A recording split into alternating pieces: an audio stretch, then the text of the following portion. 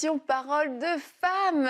Cette semaine, on parle des 5 conflits fréquents dans le couple. Mais on ne veut pas juste parler des conflits pour dire qu'il y a des sujets qui mènent à la dispute, mais pour trouver des solutions et aussi pour vous encourager. Hier, nous avons parlé des finances et aujourd'hui, nous allons parler d'un autre sujet qui apparemment est un sujet qui est souvent conflictuel dans beaucoup de couples, la sexualité. Alors la sexualité, mesdames, en effet, est un sujet qui peut amener des disputes, quelquefois des disputes silencieuses d'ailleurs, parce que ça va être un des points qu'on va pouvoir aborder aujourd'hui, c'est que au sein du couple, il est possible, il est même encouragé, recommandé, nécessaire, j'ai envie de dire, de pouvoir parler de la sexualité. Et quelquefois, surtout, je sais pas, mais dans le milieu chrétien, ça pouvait paraître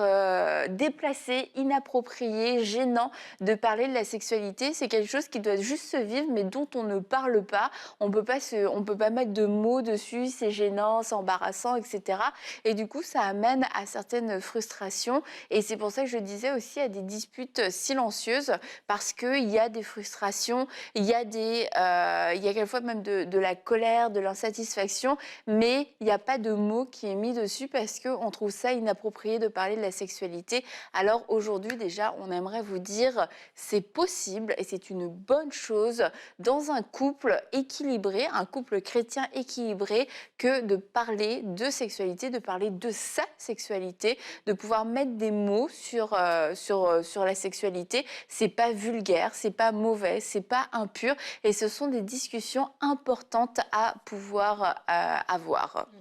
Et comme on disait hier, on a parlé de la vulnérabilité, on parlait de la transparence par rapport aux finances, on a parlé des financières.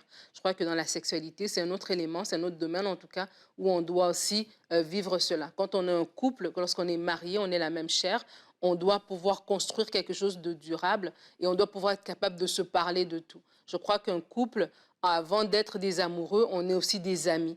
Et parce qu'on est des amis, on se parle librement. En tout cas, on doit aspirer, en tout cas, à grandir dans notre intimité émotionnelle. Où est-ce qu'on arrive à un point où est-ce que vraiment on se parle des choses. Ce serait anormal si on est plus à l'aise de parler à une amie, par exemple, de notre sexualité, que de parler à la propre personne avec qui nous vivons cette sexualité. Donc, dépendamment des arrière-plans, mais on est tous chrétiens. Donc, peut-être qu'on vient d'une famille où la sexualité, on n'en parlait pas, et c'était tabou.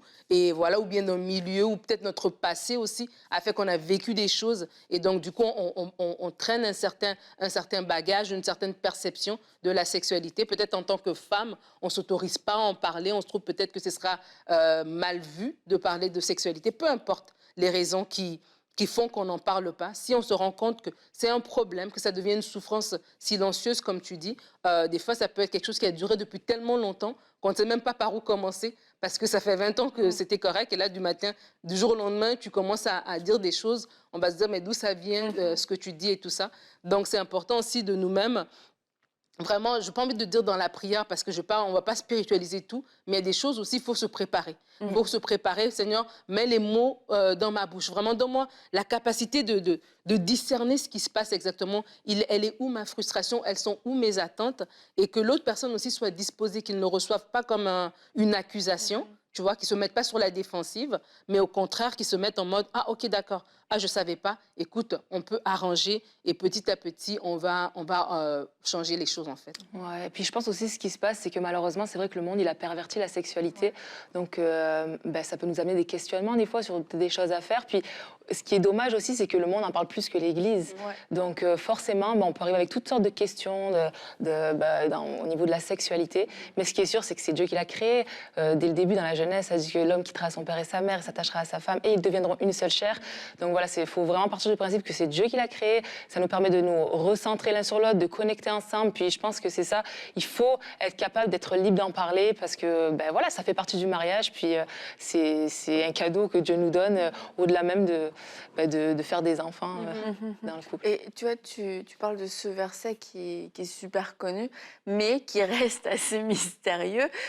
Ils deviendront une seule chair. chair, c'est quoi une seule chair? Comment est-ce qu'on devient une seule chair? OK, c'est à travers l'acte sexuel, mais maintenant, il y a pas de détails. Il y a aucun détail. Après, il y a d'autres passages qui nous disent, que le lit conjugal soit exempt de toute souillure. Donc on comprend qu'il y a une partie de la sexualité, qui peut être souillée, qui peut être, comporter de l'impureté. Donc oui, ça comprend l'adultère, des choses comme ça, toute la sexualité que Dieu n'a pas prévue. Mais dans ce que Dieu a prévu, en fait, comme souvent dans la Bible, quand il n'y a pas 1000 détails, c'est parce qu'il y a une grande diversité et il y a aussi une grande liberté et qu'on est libre de découvrir et puis qu'on va appliquer, qu'on va vivre de façon différente.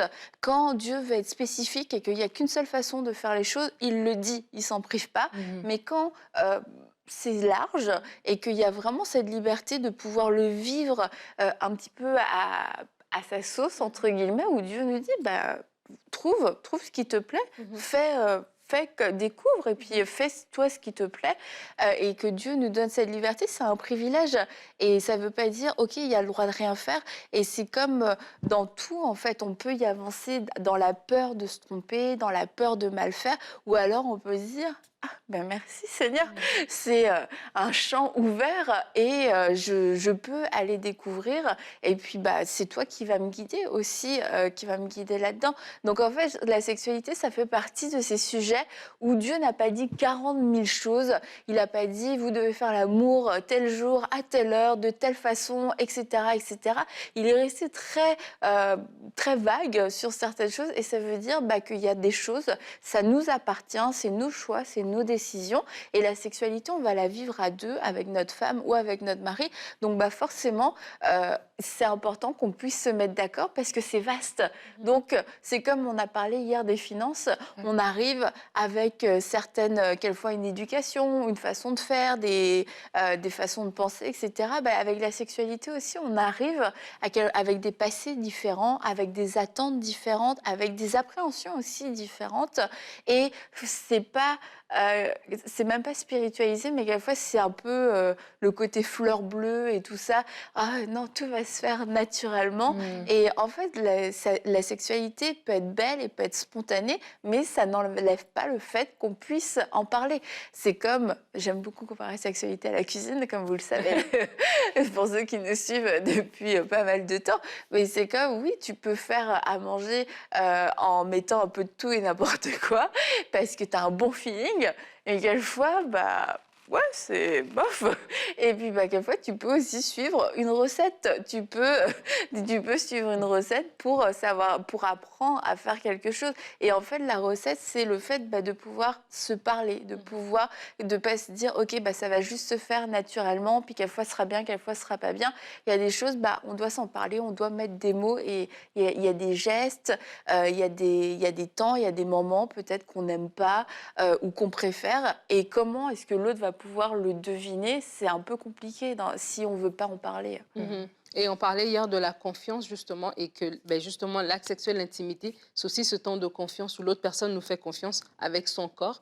Et c'est important d'en prendre soin et de rester dans le respect, justement, dans ça. Parce que quand tu parles des souffrances silencieuses, et c'est peut-être, il y a certaines femmes aussi, justement, ça devient une souffrance silencieuse parce qu'on vit des choses qu'on n'aimerait pas vivre, ou on le fait d'une manière qui nous procure aucun plaisir, mais on ne sait pas le dire, justement, parce qu'on souffre en silence. Et tu vas en parler, je crois, tout à l'heure, du livre de Rachel Dufour, qui justement va parler dans ce qu'elle parle par rapport... On peut en parler tout de suite. D'accord. Elle parle de ce triangle, en fait, de moi et de toi et de Dieu. Et comment, justement, il y a un accord qui doit être là par rapport à nous deux, par rapport à ce qu'on est en train de vivre, parce que justement, au-delà dans la Genèse, Dieu va dire à Adam et Ève de se multiplier, mais au-delà de se multiplier, la sexualité reste ce cadeau qui est justement pour du plaisir, parce qu'on n'a pas 25 000 enfants, là. À un moment donné, on a 2, on a 3, mais on va quand même continuer, même si on ne se multiplie plus. Et donc, du coup, il doit y avoir un plaisir là-dedans. Et c'est quelque chose aussi de beau. Laure a parlé de tout à l'heure de ce que ça nous connecte. Lorsque notre sexualité, elle est bien vécue, c'est des moments qui sont bien, qui nous renforcent. En fait, on vit des temps vraiment qui sont bénéfiques physiquement, mais aussi émotionnellement. Il y a une intimité qui est là. Donc, c'est important de bien vivre sa sexualité. Et c'est jamais trop tard pour commencer à en parler parler, même si ça fait 20 ans, même si ça fait 25 ans, de vraiment de dire, tu sais quoi, là, il y a ça ici, je suis à l'aise, ça ici, je suis moins à l'aise. Et comme tu parles par rapport à la recette, ben oui, on peut faire une recette comme ça, mais après, si on sait que l'autre n'aime pas les champignons, bon, mais pas les champignons. Donc, ça veut dire que c'est aussi l'autre personne aussi à dire, ben, moi, j'aime bien de cette manière-là, oh, ben, ça me fait plaisir, ça me fait moins plaisir, etc. Et c'est un échange, en fait. Et lorsque l'autre personne, elle est bien, ben, nous aussi, on est bien. Et donc, c'est vraiment important de se dire, ça peut être beau, notre sexualité, mais ça revient à nous. C'est pas quelqu'un à l'extérieur. Les gens dehors, ils savent pas ce qu'on vit. C'est nous qui vivons dans notre foyer, dans notre chambre à coucher, à nous d'aller vers notre mari ou vice-versa et de se dire non, c'est un cadeau, on peut bien le vivre. On a tous les éléments ensemble pour bien le vivre. Commençons juste à mettre les bons pas. Ouais, c'est ça. Puis la communication donc, va être vraiment importante aussi. Puis, parce que ça me fait un peu penser quand on parlait des langages de l'amour, dans le sens où c'est une façon finalement d'apprendre à aimer l'autre comme il en a besoin aussi, en fait. Au travers de tout ce qu'on fait, on réalise dans la vie, c'est que Dieu permet qu'on soit porté vers l'autre, qu'on soit porté à l'aimer comme il en a besoin. Puis voilà, tout mettre en œuvre pour l'autre, en fait. Donc, je trouve ça beau, en fait. Il y a toujours... je trouve que ça va toujours... Avec Dieu, c'est beau, comme l'amour ressort, quoi. Ça va toujours même plus loin que quelque chose. Bref, je sais pas de mots, désolée. Mais ce que je voulais dire aussi des fois, c'est que après, c'est vrai que peut-être que pour des personnes, il peut y avoir des blocages, et là où la communication peut être importante, dans le sens où peut-être qu'il y a des choses qu'on ne veut pas faire par rapport à des séquelles passées aussi qui n'ont pas été guéries, peut-être des blessures, peut-être qu'il y a des choses que, comme tu disais un petit peu, qu'on a gardé au fond de nous pendant longtemps, puis donc du coup, ça amène un blocage dans le couple, en fait, et on a peut-être du mal à mettre le doigt dessus, et où là, ça peut vraiment être bon de prendre vraiment un temps avec, d'abord, le Saint-Esprit, de demander, Saint-Esprit, peut-être dis-moi pourquoi j'ai ce blocage à ce niveau-là, je comprends pas, pourtant, je sais pas, j'arrive pas à comprendre, donc peut-être que, voilà, commencer à prier en demandant au Saint-Esprit, et ne pas être gêné aussi peut-être de parler à une personne comme un pasteur en qui on a confiance, un thérapeute chrétien, un homme, une femme de Dieu en qui, on a vraiment confiance pour qu'il puisse peut-être prier avec nous à ce sujet-là, nous aider à rentrer dans une guérison, parce que des fois, il y a vraiment des choses profondes aussi qui nous amènent des blocages. C'est pas juste de la communication, il y a une réelle blessure. Donc vraiment ne pas se priver, quoi, être en action, agir pour pas perdre du temps, parce que c'est dommage. Dieu veut nous bénir, puis faut vraiment être libre dans ce département-là aussi, quoi. Et le livre de Rachel parle vraiment de plein de choses au niveau de la sexualité, y compris aussi des blessures, des traumatismes. Et je recommande le livre de Rachel Dufour sur la sexualité, Oura pour le Vajayjay, parce que c'est un livre qui est extrêmement éducatif, mais de façon saine, de façon sainte et de façon pure. Et je crois qu'on avait besoin de ce genre de livre dans la francophonie pour pouvoir déreligioser, je ne sais pas si ça existe comme mot, la sexualité, parce que c'est privé. Et puis, d'un autre côté, le monde a vraiment perverti la sexualité. Du coup, c'est pas facile de se retrouver en tant que chrétien, parce que si t'es pas né dans si t'as pas été élevé dans les voies de Dieu, tu t'es pas gardé, peut-être que tu as vécu toute une vie de sexualité avant, et que toi-même, t'es pas au clair par rapport à ce que Dieu veut dans ta sexualité. T'amènes ça dans ton mariage. Ça peut amener beaucoup de confusion. Si on a découvert la sexualité à travers des abus, c'est aussi extrêmement traumatisant. Découvrir la sexualité à travers la religion, ça met beaucoup de honte aussi, beaucoup de culpabilité, même sur le simple fait d'avoir des désirs. Et du coup, on peut être complètement perdu. Et en tant que femme, avoir cette gêne de pouvoir en parler, de se dire, mais c'est pas naturel pour moi, la sexualité n'est pas naturelle, j'ai pas de plaisir dans la sexualité, mais j'entends pourtant dire un peu partout aujourd'hui, la sexualité, ça vient de Dieu, la sexualité, c'est une bonne chose. Et pourtant, mon corps, mon âme n'ont pas l'air n'ont pas l'air d'accepter cette vérité, cette parole. Et je crois que la connaissance libère. La connaissance nous fait sortir de certaines prisons, met en lumière des mensonges aussi, et toutes formes de mensonges, des petits et des grands mensonges. Et du coup, ça nous amène dans cette liberté où on va être nous-mêmes à l'aise devant Dieu par rapport à notre sexualité. Et puis, on va être du coup forcément plus à l'aise avec notre mari en tant que femme pour pouvoir lui en parler, pour pouvoir être ouverte à en parler. Parce que quelquefois, c'est ça, c'est qu'on peut être trop gêné et peut-être que votre mari a voulu déjà essayer de vous en parler, mais ça vous mettait trop mal à l'aise. C'est comme non, c'est un sujet dont on parle pas, je sais pas quoi dire, je sais pas quoi faire. Et en fait, le fait d'avoir de l'éducation sur le sujet, bah, ça va vous rassurer et ça va vous permettre, ça permet d'aborder le sujet. On comprend que c'est pas un sujet qui est sale en fait. On peut parler, mais c'est vraiment quelquefois selon nos perspectives, hein. Il y a des gens pour qui parler de sexualité c'est pas du tout un problème. Tu parles d'argent, là tu as touché un tabou. Et pour d'autres gens, c'est quand tu parles de la sexualité, tu as touché un tabou et c'est comme non, jamais on en parle. Tu n'as jamais entendu personne en parler. Toi-même, jamais tu veux te retrouver en parler et tu veux jamais que personne t'en parle. Et en fait, quand on vit dans ce tabou, en plus on transporte ce tabou pour nos enfants. Et puis, ce tabou amène juste beaucoup de questions qui n'ont pas de réponse parce que on n'ose même pas les apporter devant Dieu. Et comme tu dis, en fait, on n'en parle pas, mais tout le monde le vit. Sinon, on ne serait pas 1 milliard de personnes sur la Terre. Et c'est pour ça que c'est important de dire, on parlait hier des bases par rapport au couple, justement, de comprendre que chaque couple est distinct. Et au niveau même de notre sexualité aussi, c'est distinct. Des fois, entre femmes, il peut y avoir de la comparaison parce que ta copine, elle a raconté son week-end. Et donc, du coup, tu as, toi, dans ta tête, des pensées par rapport à ton couple, etc. Mais c'est important de comprendre que notre sexualité, c'est aussi notre intimité. Et ça reste notre jardin secret, entre guillemets, entre nous et notre mari. Et nous la vivons comme nous sentons bien là-dedans. Tu comprends ce que je veux dire? C'est important de se dire que, oui, je dois en parler, mais avec mon conjoint. Et c'est ensemble, en fait, qu'on doit bâtir cette sexualité-là. Et si j'ai un blocage de parler avec mon conjoint par rapport à mon passé, comme tu parlais, par exemple, quelqu'un qui a eu des traumatismes, et c'est quelque chose de difficile, et c'est ton histoire à toi, c'est pas l'histoire de ton ami ou de ta voisine. C'est important aussi, on parlait de la confiance et de la transparence, mais peut-être c'est des éléments qu'il faut dire à l'autre. Peut-être que l'autre, il n'est même pas au courant, donc il ne comprend pas, en fait, toute ta réticence ou voilà, tout ce que tu manifestes, etc. Donc, ça nous amène encore à ce qu'on disait de par rapport à la vulnérabilité, de par rapport à pouvoir parler. Mais si ce n'est pas le cas, parce que c'est pas, Dieu merci, ce n'est pas tout le monde non plus qui a cet arrière-plan de traumatisme, et que c'est juste, entre guillemets, une question de gêne et tout ça. Mais encore une fois, on se prive lorsqu'on reste dans la gêne, lorsqu'on reste dans des non-dits. Et en fait, l'autre personne, elle veut te faire plaisir. Et des fois, c'est juste question de dire, peut-être il y a des hommes qui pensent que ma femme, elle est froide. Mais peut-être qu'elle n'est pas froide. C'est juste que ce n'est pas la bonne recette, ce n'est pas les bons ingrédients. Et c'est question d'être assez humble pour retourner à la cuisine et de dire, OK, qu'est-ce qui manque? Et on se parle. Aussi la cuisine.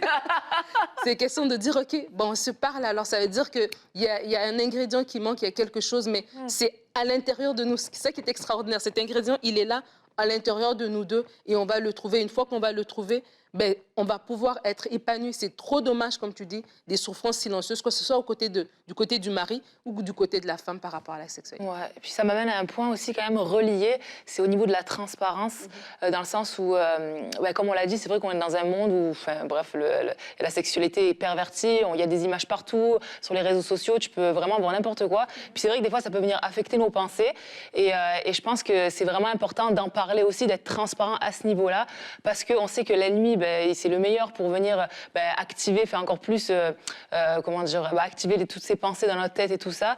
Donc vraiment, de pouvoir être transparent avec l'autre et de dire les choses, de dire écoute, j'ai vu ça, ça m'a affecté, mais je ne veux pas nourrir cette pensée, je veux vraiment pouvoir en être libérée. Donc est-ce qu'on peut prier ensemble? Et sincèrement, c'est bon parce que du coup, ça enlève toute place à l'ennemi, ça vient exposer quelque chose, puis le fait de prier après, ça permet un renouvellement de l'intelligence, et puis pouvoir repartir de plus belle, quoi. Donc je pense que savoir être transparent, puis si à un moment donné ton mari ou ta femme te dit ça, ne le prends pas mal en disant ah bon, comment ça, t'as vu quelque chose et ça t'a affecté? Non, ok, bon, merci pour ta vulnérabilité, ton humilité, puis ok, on va prier ensemble et on laissera aucune place à l'ennemi dans notre couple. Et on a reçu une question et En fait, et je pense que beaucoup de gens se posent plein de questions sur la sexualité. Alors, on va répondre à une question spécifique aujourd'hui.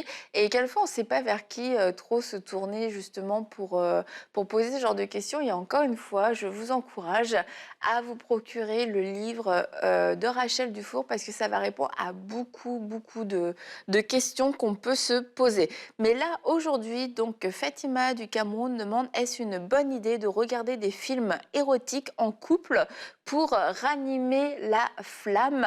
Je vous rappelle, vous pouvez laisser vos questions hashtag Allo les filles dans les commentaires ou envoyer par email allolesfilles@emcitv.com et nous envoyer vos questions par écrit ou par vidéo pour qu'on puisse vous répondre au cours des émissions. Alors Nadine. Alors, Fatima demande, est-ce une bonne idée de regarder des films érotiques pour animer la flamme? Alors, j'ai vraiment pris le temps de réfléchir parce que je pense que c'est une vraie question. C'est vraiment une vraie question que beaucoup de gens se posent parce que justement, on a parlé, notre copine nous a raconté comment elle, avec son mari, c'est la lune de miel 20 ans plus tard et on a l'impression que chez nous, ça ne marche pas et on se dit, ben, il faut des solutions et on te propose une solution comme ça, facile. Et comme Laure l'a parlé, l'ennemi est là, il nous susurre à l'oreille des suggestions qui, à la fin, vont nous amener vraiment telle voie paraît droite, mais la fin, c'est la perdition. Et j'aimerais te demander pourquoi est-ce que tu penses que ranimer la flamme dans ton couple passe par des films érotiques? Parce qu'en fait, c'est important de comprendre que la sexualité, c'est d'abord dans notre tête. C'est entre nos deux oreilles. C'est nous avec notre mari. Et des fois, on voit que la flamme s'est éteinte, entre guillemets. On a moins de temps ensemble ou en tout cas, on a moins de plaisir à vivre la sexualité ensemble. Il faut se poser la question, le pourquoi. Et comprendre peut-être aussi, il y a différentes saisons. La saison où est-ce que les enfants sont en bas âge, la saison peut-être où est-ce que les charges professionnelles sont très lourdes et qu'on est fatigué le soir. C'est pas la même chose que quand la maison est vide et qu'on est tout seul à la maison. Donc, c'est important de comprendre, est-ce que la flamme, elle s'est éteinte, entre guillemets, parce qu'on est juste dans une période de rush ou bien parce que vraiment, il y a un manque d'intérêt l'un envers l'autre et c'est important de comprendre le pourquoi. J'aimerais aussi t'inviter à comprendre que toi, en tant qu'épouse, tu fais partie, tu as ta place dans la sexualité avec ton époux. Alors, comment est-ce que toi, tu te sens par rapport à toi-même? Comment est-ce que tu te sens dans ton corps? Comment est-ce que tu te vois toi-même? Et comment est-ce que ton mari te voit? Et des fois, nous-mêmes aussi, on peut arriver dans un stade où est-ce qu'on est moins porté vers notre sexualité parce qu'on se sent mal dans notre corps, on se sent moins belle, on se sent moins attirante et on pense que l'autre ne nous trouve pas attirante. Mais tu serais surpris, Fatima, si tu demandais à ton mari comment tu me trouves et il va te dire, ben, il te trouve belle. Ton mari te trouve belle et des fois, toi-même, te sachant désirer, ça fait déjà que tu relèves la tête, tu marches avec une autre démarche, tu as une autre approche même par rapport à votre sexualité. Donc, c'est important de comprendre aussi que, voilà, il y a des choses qu'on peut mettre en place, parce que j'ai parlé du regard de l'autre par rapport à nous. Et bien, si, par exemple, voilà, vous avez des enfants en bas âge, il y a toujours des jouets partout, et bien, c'est question de dire peut-être, OK, notre chambre, par exemple, c'est vraiment un endroit, zone interdite pour les enfants, il n'y a pas des jouets qui traînent par terre, ça reste un cadre adulte, un cadre beau, disposé, une ambiance, voilà, qui est là pour que justement, quand on se retrouve, c'est agréable. Alors peut-être il y a des petites choses comme ça pratiques que tu pourrais mettre en place au niveau de tes vêtements, etc., pour apprêter en fait l'endroit, apprêter la table, j'ai envie de dire, pour que vous ayez des bons moments. Alors je disais tout à l'heure que la sexualité, elle est entre les deux oreilles et c'est important de trouver ce qui tue la flamme justement par rapport à ton couple. Tu parlais de ranimer la flamme. Qu'est-ce qui tue la flamme? Et peut-être aussi parler à l'autre. On a parlé de la communication et peut-être que l'autre personne pourra aussi en toute transparence, hein, vraiment dire, écoute, j'ai comme l'impression qu'on n'est pas aussi fou qu'on était au départ. On n'est pas aussi fougueux. Et peut-être que voilà, il y a eu on s'est éloigné dans nos échanges pendant la journée parce que la sexualité, c'est pas juste le point culminant, c'est toute notre vie ensemble. Et si on a des disputes, on se tiraille sur certaines choses, on ne se retrouve plus. L'autre personne, elle ne trouve plus en nous la jeune fille qu'il a aimée, ou nous, on ne trouve plus en lui le jeune garçon qu'on a aimé. Des fois, toutes ces choses qui nous étirent pendant la journée viennent en fait tuer, entre guillemets, cette flamme-là. Alors, la ranimer, ça ne passe pas par des films érotiques. J'aimerais te dire, il faut comprendre l'aspect spirituel derrière ces films-là. Ce n'est pas des gens qui sont mariés ensemble. Ce n'est pas des gens qui vont travailler. Voilà, l'ennemi va nous faire croire que c'est une industrie. On appelle ça comme pour montrer que c'est beau, mais ça ne l'est pas. Il y a une femme chrétienne que j'aime beaucoup, qui s'appelle Christine Kane. Elle a un organisme qui s'appelle A21.